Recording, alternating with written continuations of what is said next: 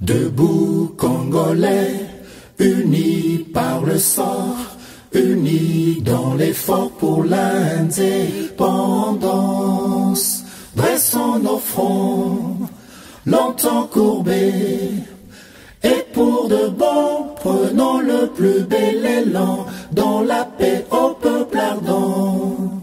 Par le labeur, nous bâtirons un pays plus beau qu'avant, dans la paix, citoyen. Entonnez l'hymne sacré de votre solidarité, fièrement saluez l'emblème d'or de votre souveraineté. Don béni Congo, des aïeux Congo, au pays Congo, bien-aimé Congo, nous peuplerons ton sol et nous assurerons ta grandeur. 30 juin au doux soleil, 30 juin du 30 juin, jour sacré soit le témoin, jour sacré de l'immortel, serment de liberté que nous léguons à notre postérité pour toujours. Voilà, monsieur le secrétaire général, on vous retrouve encore une fois de plus aujourd'hui. Ici, vous avez un calendrier très chargé, tellement chargé qu'on doit vous suivre partout où vous allez parce que c'était très court notre dernière interview et que les gens ont réclamé que je vous pose des questions sur des questions d'actualité, par exemple, que je n'ai pas eu l'occasion de vous poser la dernière fois. Et vous avez regardé peut-être l'émission pendant que vous êtes ici sur les réseaux sociaux. Vous avez entendu ce que les gens ont dit, leurs réactions. Est-ce que vous avez quelque chose à dire par rapport à ça d'abord ? Oui, d'abord mes impressions sont des impressions de beaucoup de satisfaction. Trouver un jeune Congolais qui fait du bon travail. Merci. Et que tout ce que nous sommes en train de faire ici, tu as la possibilité, le moyen de faire parvenir l'information au pays et à travers le monde, une chose que nos compatriotes ont tellement besoin, étant donné que le pays se trouve actuellement dans des difficultés. Pour moi, c'est très beau et j'admire beaucoup ce que tu fais comme travail. Merci beaucoup. Vous avez insisté, vous m'avez dit, Marius, si tu veux encore une interview avec moi, le seul endroit que je peux te donner cette interview, c'est devant le mémorial de Martin Luther King qui est juste derrière vous. Pourquoi cette insistance et pourquoi vous avez tellement voulu que ce soit ici ?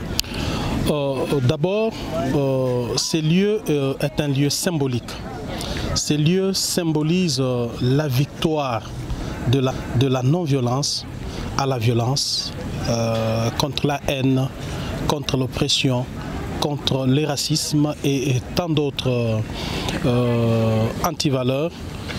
C'est vraiment symbolique pour moi parce que c'est Martin Luther King, c'est cette icône, pas seulement pour la nation, les États-Unis d'Amérique, mais aussi pour tous les Noirs africains qui aspirent à la liberté, à la justice, à l'égalité des races, de peuples. Donc, en faisant allusion à mon pays, la RDC, qui vit actuellement des situations difficiles d'injustice, d'inégalité sur le plan social. Donc c'est vraiment pour moi un soulagement de venir voir ces monuments dressés à l'honneur de quelqu'un qui s'est battu pour la justice dans son pays, plus particulièrement pour le noir. Il n'y a pas seulement que des Noirs américains, nous sommes aussi des Noirs. Parce que les Noirs américains qu'on retrouve ici sont avant tout africains. Ils viennent de l'Afrique, sincèrement. J'avais bien voulu que cette interview se passe ici pour démontrer mon attachement aux valeurs démocratiques, aux valeurs d'égalité, de justice. Surtout, vous savez, Martin Luther King a incarné la justice. Il a incarné l'égalité. Donc, pour moi, c'est une grande joie de venir en ces lieux. Voir le monument de ce monsieur qui m'a aussi inspiré.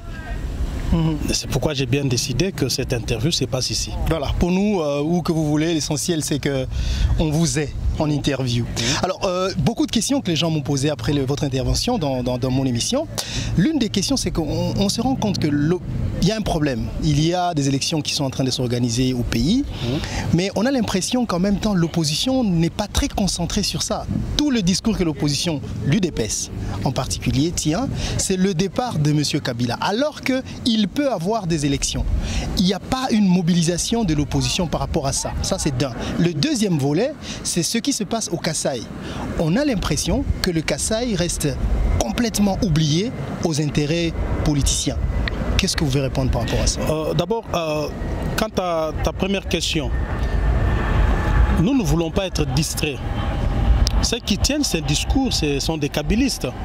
Mais il ne faut pas oublier que c'est eux qui ne veulent pas des élections dans notre pays. Mais ils donnent l'impression de se préparer à des élections, mais qui en réalité ne sont pas préparés. Le vrai problème aujourd'hui, chez eux, c'est de les laisser travailler tranquillement. Et le 31 décembre, ils vont mettre des militaires, ils vont faire venir des mercenaires de partout, intimider le peuple et glisser pour la énième fois. Vous comprenez? Donc c'est pourquoi nous disons qu'en dehors de la Constitution, parce que nous sommes déjà sortis de la Constitution, en dehors de l'accord politique global inclusif signé au centre interdiocésain, Kabila ne peut pas gérer le pays. Mais quel type d'élection ils sont en train d'organiser dans ce pays? Avec Nanga qui est là, qui à longueur de journée annonce des histoires que Kabila lui communique d'annoncer. On n'a pas confiance dans la CENI que M. Nanga chapeaute, avec un Premier ministre nommé en dehors de l'accord politique global inclusif. Donc vous comprenez que nous restons dans la légalité. Et une élection organisée en dehors de la Constitution, en dehors de l'accord global inclusif, ne profiterait qu'à Joseph Kabila. Et aussi, ce qui est clair est que Joseph Kabila nous a déjà dit, à travers un média international, à travers Nanga lui-même qui est sa caisse de résonance, qu'il n'y aura pas élection. Alors moi, Jean-Marc, je ne peux pas aujourd'hui embarquer le peuple congolais dans une illusion. On est leader pour ça. Donc, penser qu'il y aura élection cette année avec Joseph Kabila, c'est de la démagogie. Ça veut dire que vous savez qu'il n'y aura pas élection? Sûrement, je suis rassuré qu'il n'y aura pas élection parce qu'eux-mêmes l'ont dit. Nous sommes déjà au mois de juillet, donc nous allons bientôt entamer le mois d'août. Est-ce qu'il y a un calendrier électoral? Est-ce que cela veut dire que, justement, c'est ça que j'étais en train de dire quelque part, que vous parlez de langage? D'un côté, vous croyez aux élections sans forcément vous y concentrer, c'est-à-dire pousser les gens à s'enrôler, mobiliser les gens pour ces élections-là. De l'autre, vous savez que peut-être qu'il n'y aura pas d'élection, mais en même temps, vous demandez aux gens de s'enrôler. Non, vous savez, hein, aujourd'hui, la question d'enrôlement au pays a une double dimension. Okay. Tout Congolais est en devoir d'avoir sa carte d'électeur parce que d'abord, ça fait office de carte d'identité. C'est pour cela que vous voyez qu'il y a l'engouement autour de ces cartes. Okay. Nous avons appelé nos militants à aller se faire enrôler parce que nous croyons à des élections. En 2017. En 2017. Vous y croyez? Mais la réalité, non, nous croyons parce que nous avons signé un accord politique qui contraint la classe politique à aller à des élections en 2017. Mais la réalité politique aujourd'hui nous dit qu'il n'y aura pas d'élection parce que Joseph Kabila, en complicité avec la CENI, ne donne pas de perspectives électorales pour cette année. Ils ont évoqué des raisons. Il y a aujourd'hui le fichier électoral qui n'est pas encore constitué parce qu'il y avait un délai. Et la CENI devrait tout faire pour respecter ce délai. C'est le 31 juillet. Je vais te poser la question, est-ce que tu es sûr qu'au 31 juillet, on va mettre fin à l'enregistrement des électeurs? Non.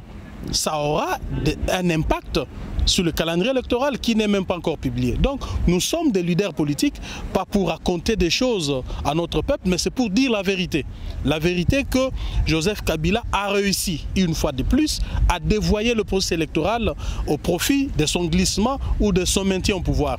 Maintenant, la réponse que moi je peux donner, c'est pas de dire au peuple, nous l'attendons le 31 décembre, s'il n'organise pas les élections, nous allons les faire partir. Ça c'est un faux discours.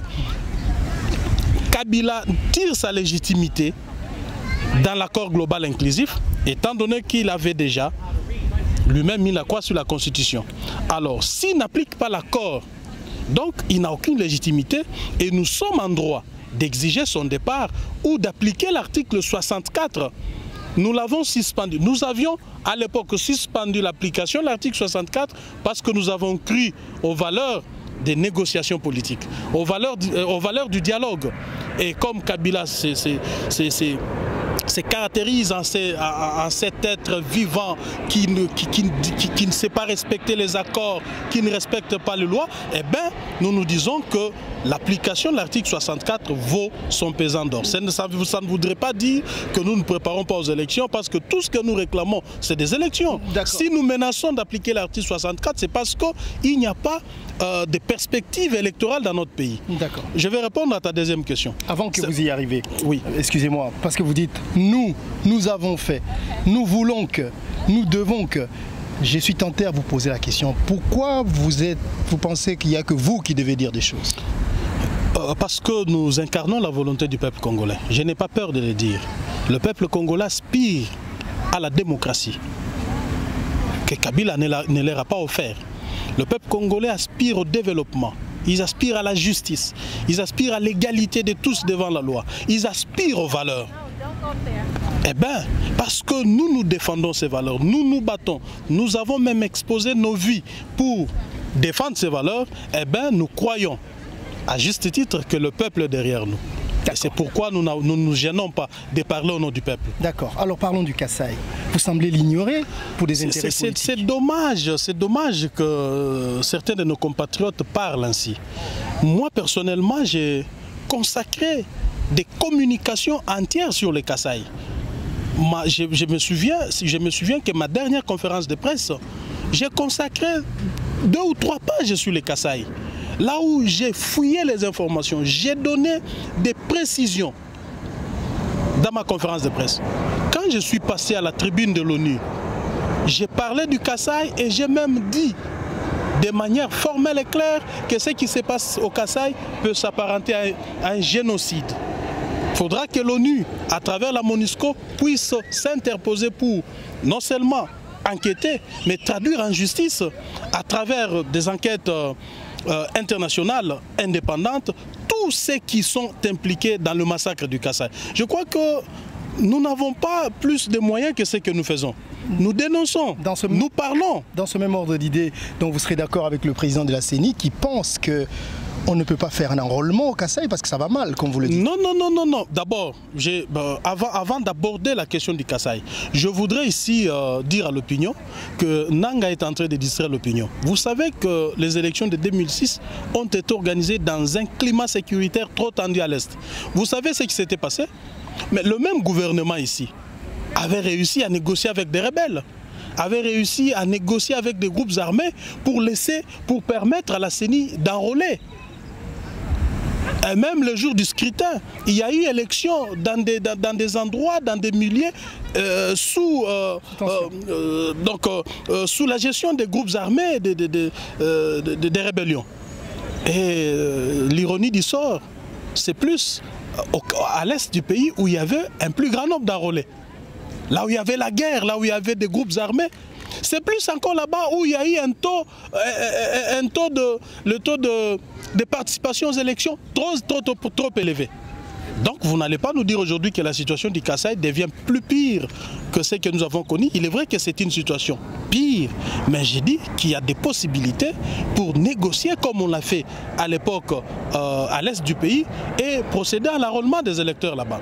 Mais si Nanga aujourd'hui dit qu'il est impossible d'aller aux élections parce qu'on n'a pas enrôlé au Kasaï, nous ne sommes pas surpris parce que nous l'avions dénoncé à son temps que ce qui s'est passé au Kasaï était l'œuvre du pouvoir de M. Kabila qui voulait créer une situation d'insécurité, d'instabilité au Kasaï afin de justifier la non-organisation des élections dans notre pays. Vous avez vu Némoana Semi quitter la prison hautement sécurisée, comme ce fut le cas avec Gédéon Kyungu Mutanga au Katanga. Donc ce sont des histoires. Vous pensez que l'évasion de Mwandansemi était un scénario organisé? Bien sûr, parce qu'on ne peut pas comprendre. Pour profiter à Mwandansemi ou au pouvoir? Non, mais pour profiter au pouvoir. Et Mwandansemi est prêt à accepter ça? Non, mais selon vous? Non, mais ça ne m'engage que moi-même. Mwandansemi peut l'accepter ou pas. Vous pensez que Mwandansemi joue le rôle du pouvoir? Il l'avait toujours fait. Mwandansemi l'avait toujours fait. Il joue le jeu du pouvoir? Il était avec Kabila, il jouait le jeu du pouvoir. pouvoir, ce n'est pas une surprise pour nous. Et surtout que c'est lui qui réussit à quitter la prison alors que tous les autres opposants sont restés en prison. Mais parce qu'il a la force peut-être qu'eux n'ont pas. Non, non, non, non, non. Vous savez, aujourd'hui, je ne suis pas prophète des malheurs, mais un jour, Marius, tu comprendras ce que je suis en train de te dire. Comment la province du Bas-Congo, donc le Congo central, n'est pas épargnée à des violences dans les jours qui viennent. Avec ces phénomènes, moi je crois fermement que la province du Congo central est exposée avec ces phénomènes Mwanasemi. Nous ne serons pas surpris d'apprendre qu'il y a encore des tensions là-bas pour empêcher, pour arrêter le procès électoral. Donc, ce qui se passe au Kasaï est l'œuvre du pouvoir en place. Justement que leur coup semble réussir, mais nous l'avons dévoilé. Pourquoi? Parce qu'ils voudraient présenter à l'opinion qu'il n'y a pas moyen d'enrôler là-bas, il n'y a pas moyen de faire les élections sans les Kasaï. Mais il y avait possibilité d'arrêter ces drames.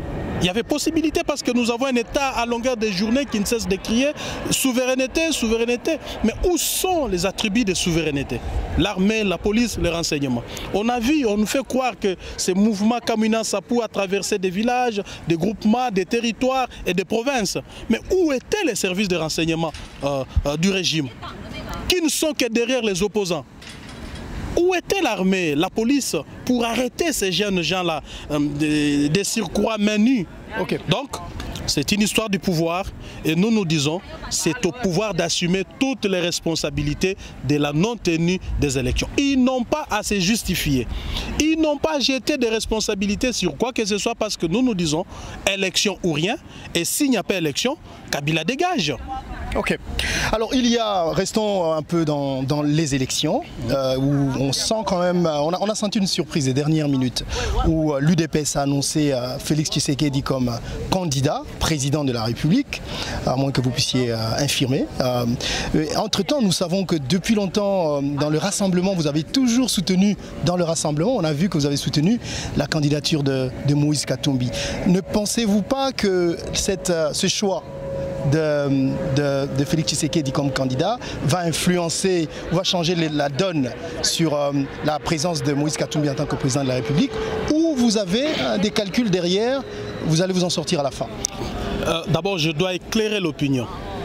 Moïse Katumbi n'a jamais été candidat du Rassemblement. Jusqu'à preuve du contraire, il est candidat du G7 et de l'AR et de ceux qui croient qu'ils peuvent le soutenir. Mais Moïse Katumbi est au Rassemblement. De même que si Félix Tshisekedi est aujourd'hui déclaré candidat par l'UDPS, ce n'est pas forcément dit qu'il est candidat de tous les rassemblements. Voyez-vous? Mais le Rassemblement lui-même n'étant pas une plateforme électorale. Mais moi, je crois à un candidat unique. Je crois, moi, fermement, à un candidat unique. C'est-à-dire que vous êtes prêt à faire des alliances avec Moïse? Bien sûr, nous sommes prêts à discuter parce que rien ne nous interdit de discuter sur un candidat unique et de présenter une alternative crédible quant à ce régime moribond. Si réellement nous pensons vraiment apporter un changement à notre peuple, je vois mal comment est-ce que les opposants, surtout dans le cadre du Rassemblement, ne pouvons pas arriver à nous mettre d'accord sur un candidat qui pourra apporter l'énergie de tous les rassemblements afin de gagner les élections. Qui de Moïse ou d'Étienne, de Félix Tshisekedi? Mais tu sais que moi je suis de l'UDPS. Actuellement je suis président, bon pour ce poste. Président par intérim de l'UDPS. Je ne peux que défendre ma chapelle. C'est l'UDPS. Et donc, je voudrais aussi apaiser certains de nos combattants parce que l'UDPS, c'est un parti de masse, leur dire que Félix Tshisekedi, et s'il est vrai, parce que moi j'étais ici aux États-Unis, j'ai appris qu'il s'est déclaré, mais je ne crois pas parce que j'ai suivi son discours. Il n'a jamais dit qu'il était candidat, mais il a demandé à nos militants d'attendre que le Congrès puisse investir le candidat. Et ce sont des combattants qui ont crié c'est Félix, ce qui est tout à fait normal. Mais je crois que Félix attend le congrès et c'est le congrès qui l'investira comme candidat du parti parce que nous avons encore d'autres étapes à franchir. C'est l'élection du nouveau président de l'UDPS. Donc, que ceux qui croient qu'ils peuvent compétir, c'est calme parce que rien n'est encore acquis pour Félix Tshisekedi. Nous attendons les congrès. Nous sommes un parti qui respecte des textes. Nous avons les congrès à venir et ce n'est pas une question où les gens doivent s'affoler maintenant. Voilà, on a dit que c'est tel, c'est tel. Non, non, non. Moi, je calme tout le monde. Il y aura un congrès et le président du parti sera élu là-bas. Et c'est ainsi que notre candidat aux prochaines élections sera investi. Je crois que Félix Tshisekedi, en tant que héros cadre du parti, il a le droit d'exprimer ses ambitions au même titre que les autres qui voudront aussi exprimer leurs ambitions. Au sein de l'UDPS, je parle bien de ceux qui sont à l'UDPS, pas pour ceux qui sont partis, bien entendu. Ok, alors là, ça me pousse à vous poser une question justement par rapport à vos relations entre vous et Moïse Katumbi. Vous savez, j'étais en train de lire l'histoire de l'UDPS. J'ai vu qu'il n'y a jamais eu un secrétaire général de l'UDPS qui vienne d'ailleurs. Tous sont... En tout cas, je ne dis pas originaire de Kinshasa, en tout cas, ils sont ceux de l'UDPS Kinshasa qui sont passés à ce poste. Et vous êtes le tout premier qui vient de l'extérieur, je parle du Katanga. Et d'aucuns pensent que vous êtes plutôt le cheval de Troie de Moïse Katumbi dans l'UDPS. D'abord, je dois préciser ici que ceux qui ont peur de Moïse peuvent avoir bien peur de Moïse. Ils savent pourquoi ils ont peur de Moïse. Moïse, c'est notre partenaire à nous. Moïse n'est pas un diable pour nous. C'est un partenaire de lutte parce que nous partageons des mêmes convictions. Moïse et l'UDPS croient à la démocratie, croient à l'alternance politique dans ces pays. Et nous nous battons ensemble pour ça, pour le départ de Joseph Kabila du pouvoir. C'est ce qui est important. Mais si les gens veulent raconter des choses, c'est ridicule. C'est ridicule parce que moi je suis dans ces partis depuis l'âge de 16 ans.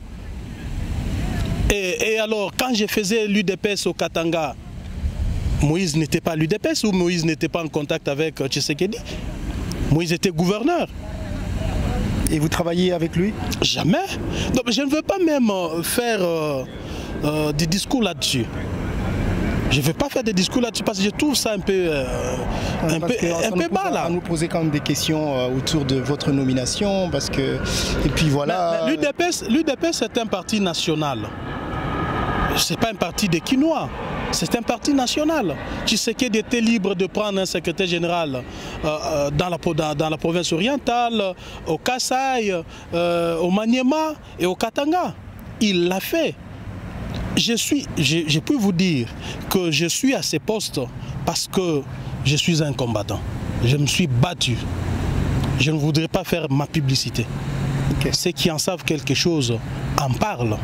Je suis un combattant. Et c'est ça, les résultats d'un combat mené sans arrière-pensée. Vous menez un combat parce que vous êtes convaincu de ce que vous faites. Et je me suis retrouvé ici. Ceux qui pensent autrement, c'est de leur droit de penser ainsi. Qu'est-ce que je vais faire? Parce qu'ils pensent ainsi. Nous croyons à des libertés, notamment de penser, et je les laisse penser de la sorte. D'accord. Alors, vous savez, quand je vous vois parler devant moi, je me dis, tiens, Marius, tu es en train d'interviewer quelqu'un qui a été très proche d'Étienne Tshisekedi, qui n'est plus avec nous aujourd'hui, presque son confident à certains moments. Et il y a eu cette histoire de lettres qu'Étienne Tshisekedi aurait laissées avec le nom de Félix Tshisekedi comme candidat Premier ministre. Et puis, Valentin Mouba qui est arrivé pour dire que c'était plutôt lui le choix. Est-ce que vous pouvez, si ça ne vous dérange pas, nous dire, est-ce que cette lettre a existé? Sinon, c'était quoi le nom dans cette lettre-là? Mais bien sûr, la lettre a existé. Vous l'avez vue? Oui, la lettre a existé. Je suis, du vivant du président Tshisekedi, j'étais numéro 2 du parti. Numéro 2. Et pareille chose ne pouvait pas se passer sans que je le sache. Valentin Mouba qui revendique quelque chose qui malheureusement il ne comprend pas ce qu'il fait. Parce que s'il dit que le nom qui était dans la lettre c'était son nom, mais qui nous dise comment il a su que c'était son nom. Parce que la lettre qui a été présentée par les évêques avait le nom de Félix Tshisekedi. Et si réellement il croyait vraiment au combat de Tshisekedi, comment il s'est livré main et pieds liés chez Kabila? Donc, ce n'est même pas un débat. D'accord. Tshisekedi a bel et bien signé une lettre qui avait le nom de Félix Tshisekedi et nous ne pouvons pas faire un problème. Mais s'il y a des gens, pour leurs propres intérêts, ils veulent nier la signature de Tshisekedi, vous-même, vous allez comprendre que c'était des gens qui voulaient être nommés par Kabila contre la volonté du président Tshisekedi qui avait désigné Félix Tshisekedi. Je dois te dire qu'en fait, la désignation de Félix Tshisekedi n'est pas un problème de Tshisekedi. Si tout dépendait de Tshisekedi, il aurait désigné notre personne, ça c'est vrai. Mais Tshisekedi ne pouvait pas se décider aussi seul parce qu'il était président du rassemblement. Ça a été un consensus au sein du rassemblement. Ça a été un consensus G7, AR, dynamique. Nous nous sommes mis tous d'accord que ça devait être Félix Tshisekedi. Et parce que le président Tshisekedi c'est un démocrate, il ne pouvait pas s'en passer de la volonté de la majorité qui avait estimé que ce soit Félix Tshisekedi qui devait être Premier ministre. Ça pouvait être moi. Et pourquoi moi je ne m'en plains pas? Oh, ok. Donc c'est vraiment ridicule que quand quelqu'un quitte la bonne voie, il veut donner l'impression qu'il n'y a que lui qui a le monopole de la vérité. D'accord, merci beaucoup pour tous ces éclaircissements. En tout cas, ce qui est clair, c'est que tout le monde, les gens attendaient ces genres de réponses de vous. Je vais vous laisser partir parce que vous avez encore des choses à faire, parce que vous retournez sous peu. Oui. Vous avez vu, je vous ai vu aller visiter des monuments, aller par-ci par-là, des musées. Vous avez une inspiration par rapport à ce pays? Oui, et ça vous fait rêver par rapport au Congo? Oui, Marius. C'est vraiment regrettable que tous les hommes politiques qui sont passés par ces pays, en commençant par Mobutu, passaient ici yeux fermés ou yeux bandés pour rentrer au pays et ne rien avoir comme inspiration. Parce que d'abord, quand tu vois ces pays, c'est un pays où la justice vit, c'est un pays où l'égalité existe, un pays où on respecte tout le monde. Au-delà des infrastructures, c'est un pays où tout citoyen est protégé par la loi et par son pays. Même des visiteurs qui arrivent ici sont protégés au même titre que des Américains. Donc, en ce qui concerne le développement, je dirais qu'il y a de quoi s'inspirer dans ces pays et ça appelle, moi je me dis que ça appelle au rajeunissement de notre classe politique parce que dans notre pays, le drame, c'est que nous avons une classe politique qui n'inspire pas confiance. Que la jeunesse comprenne qu'ils ont un devoir sacré de sauver ces pays. Et ce pays sera sauvé lorsqu'on aura une jeunesse qui croit à un Congo fort, un Congo prospère, un Congo puissance, capable d'imposer aussi sa volonté et d'être respecté. Et ça, je n'ai pas trouvé ça dans la grande majorité de la classe politique aujourd'hui. Mais je crois que la jeunesse qui monte aura un jour cette vision, pas de renflouer leurs poches, leur ventre, mais de se battre pour qu'on ait un Congo fort, un Congo qui fait beau vivre et qu'il faut défendre à tout prix. D'accord, merci beaucoup. Est-ce que irez-vous aux élections même si le corps d'Etienne Tshisekedi, si Etienne Tshisekedi n'est pas encore enterré? Pour nous, l'enterrement du président Tshisekedi, c'est vraiment une priorité. Une priorité. Et nous pensons que nous mettrons tout en œuvre pour l'enterrer. D'accord, je vous remercie, monsieur le secrétaire général. Merci beaucoup.